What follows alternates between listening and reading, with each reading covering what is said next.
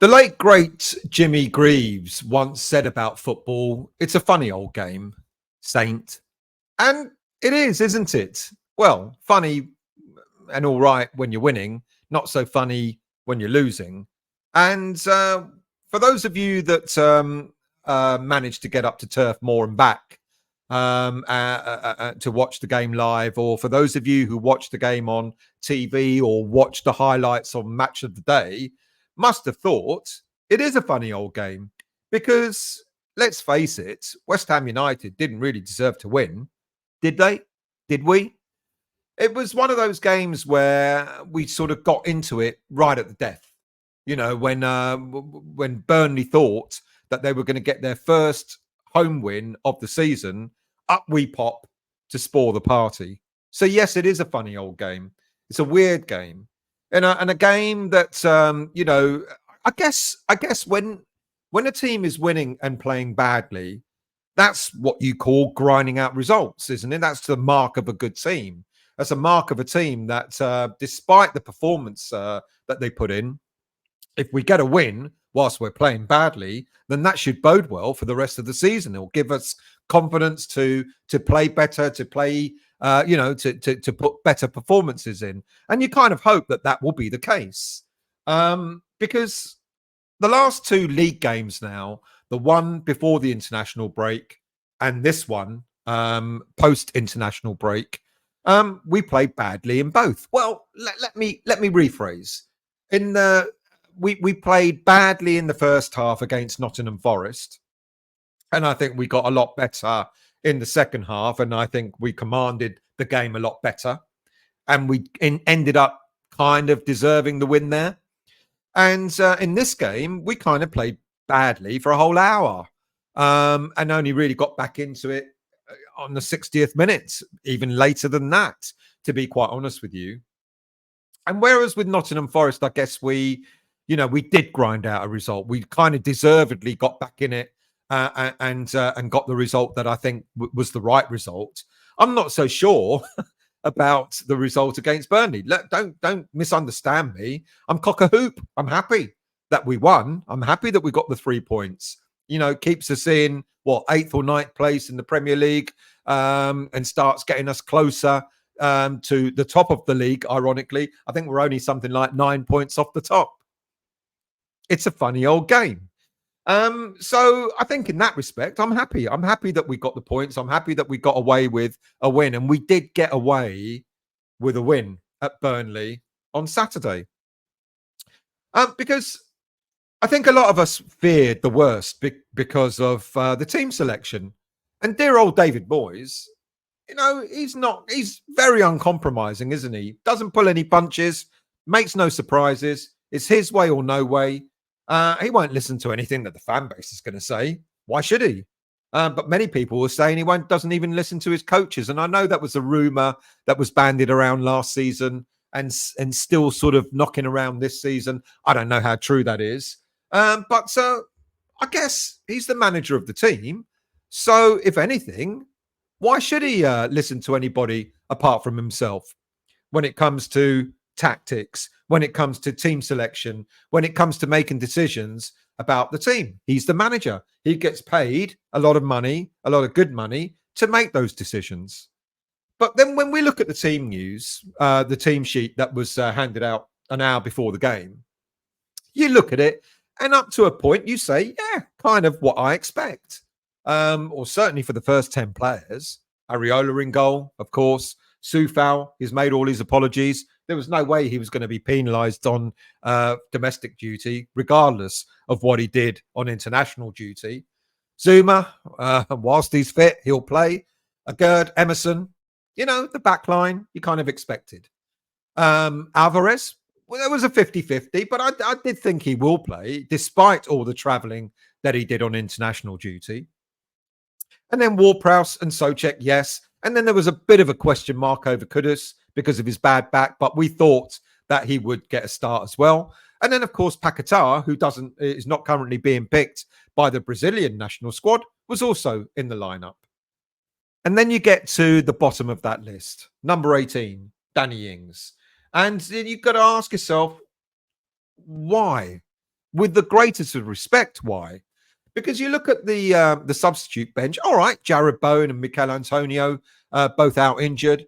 But then you look at the substitute bench, and we'll start from the midfielders and attacking players. He could have, for example, played Pablo Fornals, maybe out on the right, and played Kudus up front as a false number 9. He could have played Maxwell Cornet, no stranger to playing in the striker role, ironically, for Burnley the season before last when he was still playing for them. So he was no stranger to that role, but Cornet still isn't being selected, not even for 5-10 minutes here and there. I know he played in Europa, but that's been about it. And maybe he is still being managed with this injury that he had, and David Moyes is picking his moments to play Cornet.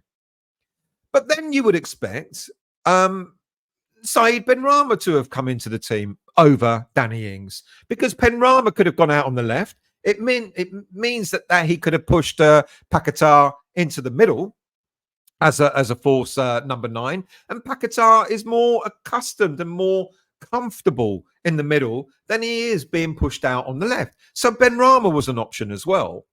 And then when it comes to Mbama, no, with the greatest of respect, I know I know Burnley had a few youngsters in their lineup, but David Moyes is not that way inclined. He's not a Vincent Kompany, and he was never going to start Mbama from in the starting 11. Yeah, but great that he brought him on later in the game. And when it comes to youngsters, I mean, look, Burnley were, in a way, they created their own downfall, because it's great to blood youngsters. I think it's fantastic, etc. But when you got a few too many, they can also lose you the game as well. And I just wonder if the reason why we got back into that game is because of some of Burnley's naivety in not being able to defend the lead. And great to have youngsters, but at the same time, doesn't always work. Look, Danny Ings, I feel sorry for him. I can't blame him for it not happening at West Ham. The Ings project doesn't work and has never worked at the club. It doesn't happen.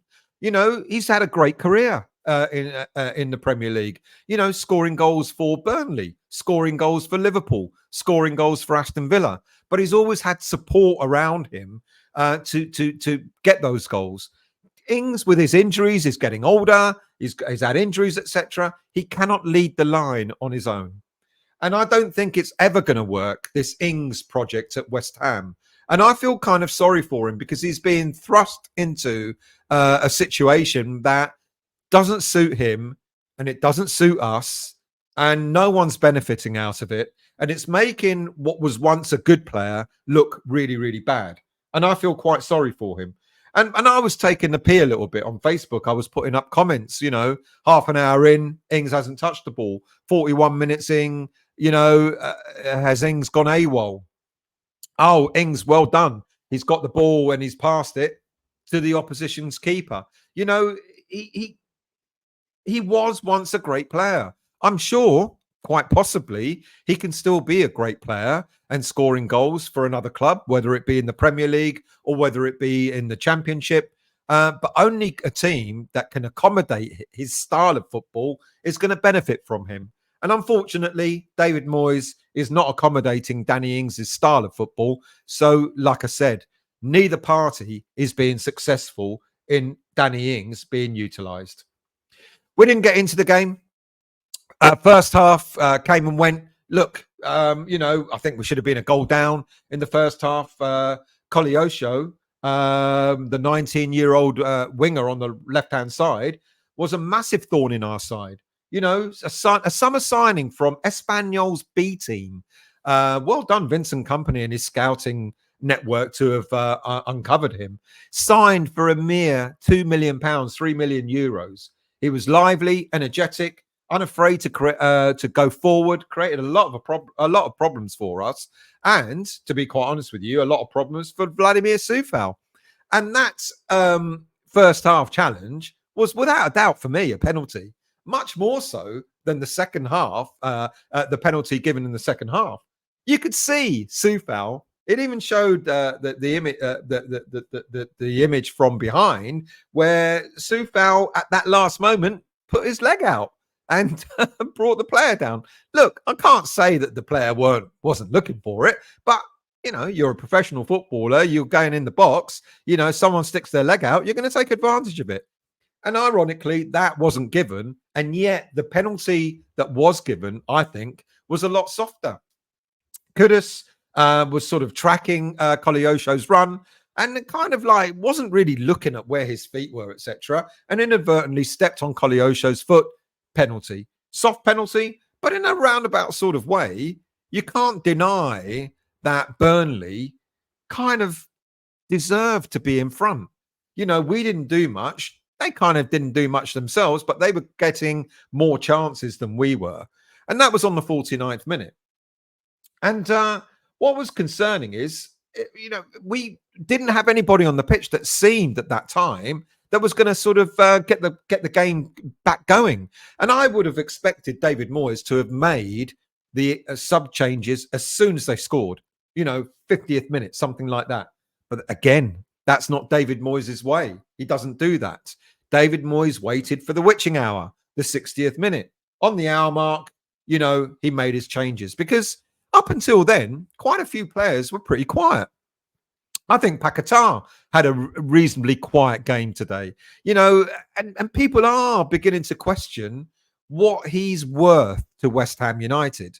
Is he an asset or a liability? And in fact, he's probably both, because when Paquetá scores these great goals or creates great goals, etc., you've got to applaud him. You've got to say no one else has got that ability to do what he does. And that's a great asset. But at the same time, his liability is when he's messing around with the ball in our own half, loses the ball, gives ball, it's resulted in goals being scored against us, penalties, etc. And Paquetá did quite kind of the same thing again in this game against Burnley. He was messing around with the ball, gave the ball away, and he was a concern.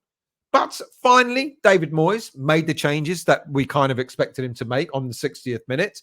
And it was no surprise that one of the substitutes was Alvarez. I said a moment ago, he traveled quite a lot of distance, 12,500 mile round trip, on international duty with Mexico. And also he picked up an unnecessary yellow card, his 6th of the season. We got 3 yellow cards in the game against Burnley.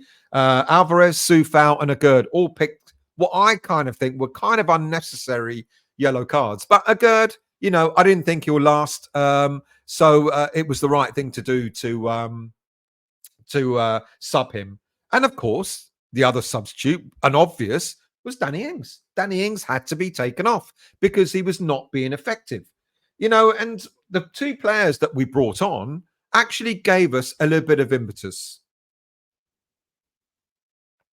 Actually gave us something to hope for. Benrahma coming on, I think, was the right thing, because Benrahma, we were giving Burnley quite a lot of space out on the flanks, and there was nothing to counter that. I think Kudus had a pretty quiet game until the last 10 minutes himself, but we weren't giving them anything to be worried about. And Benrahma coming on helped to push our attack line further forward, getting a lot closer to the byline, getting a lot closer to the 18-yard box.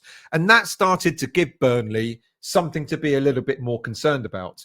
And his and Benrahma's sub coming on was the right thing to do. And of course, David Moyes coming on and being given proper game time, being given a proper half an hour to try and demonstrate what he's capable of doing, I think was also a really good move. He had a lot of energy. He was lively. He was moving about. He was doing what some of the young players for Burnley were doing. He was getting himself about, becoming a nuisance, getting stuck in there, trying to create things. And I think that it would have done in the world of good to get some proper Premier League game time. For me, it changed for Kudus. We had a focal point now. Players like Kudus could start seeing that there was someone in the box, that we could get the ball to, who might make things happen. And I think Kudus, got into his own. You know, it took a while, took 80 odd minutes for him to get into the game, but then he did make a massive difference. You know, setting up the first goal. All right, it wasn't given to Mbama, but Kudus's cross there. I mean, he beat four players. You know, and managing to get the ball, great control, beating four players and getting the ball across, fizzing it in, and then us getting the equaliser, which was superb. And then the second cross, which was pinpoint, absolutely superb. You know, the movement for the first goal, by the way, by Mbama was, you know, he forced the defender to make an error. Absolutely. And rightly so. You know, Ings wouldn't have been there. And I don't want to pick on Danny Ings. I've already sort of given excuses for why I think he's not right for us. But Ings wouldn't have been in that position. Whereas Mbama, you know, anticipated the ball coming in and created that goal alongside Kudus. And then, of course, the second goal, like I said, pinpoint cross over to Thomas Souček. And let's be honest with Souček. He's had so much stick from West Ham fans, but he really is back to his best. You know, 6 goals in all competitions this season, 4 in the Premier League, and he's now scored 4 in his last 4 games, 2 for the Czech Republic and 2 for West Ham United. He's got a value. He always had a value. And let's not hark back on why I believe he's been released from the shackles, you know, but it's true. We've got a different style of football this season to what we had last season because of one number 41 player, which I think was holding Souček back. And he's got a massive value. And it was a great technique as well, by the way. Fantastic technique to get on the end of that ball. Absolutely superb. And I'm really pleased for him. And I'm really pleased for West Ham because we have pulled one out of the bag. I think we've got to mention also Mbama, you know, because him coming on, like I said, and getting some game time, I think was absolutely vital for the player. We've got something like 10 games coming up in over just over a month, in 33 days, a game every 3 days. We're going to need the squad. We're going to need players like Mbama to get game time in order to come in and hit the ground running, you know, and because also, surely we can't persist, with the greatest of respect, with Danny Ings. We'll get players back, you know, Jared Bowen will come back, Antonio will come back, etc. So we'll have more options. But I think it's Mbama's time. Was he pointing to his wrist as if he's pointing to a watch to sort of suggest, listen, Mr. Moyes, it is now my time to actually show you what I'm capable of doing.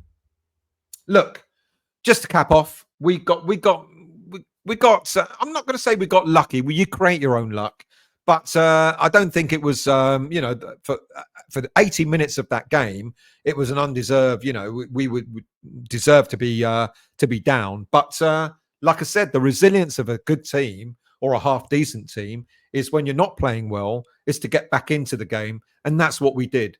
So well done.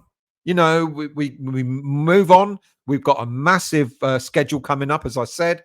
TSC is the next game. It's going to be interesting to see what kind of team selection David Moyes makes against TSC away on Thursday. Will he make a number of changes? I don't know, because then we've got a crucial game against Crystal Palace coming up at home next weekend. And we want to keep that momentum going, but also we want to keep players fresh. Will the likes of Mbama, Fornals, Cornet, those sorts of players get a bit of game time against TSC? I'm kind of hoping so, because I think every player has got something to prove, that they want to be part of this West Ham setup. So just like David Mbama did when he came on against Burnley, I want to see the same from the likes of Fornals and Cornet. I want to see them knocking on David Moyes' door and saying, don't forget us. We're as vital to this squad as every other player is. Because with the schedule coming up, we're going to need every player.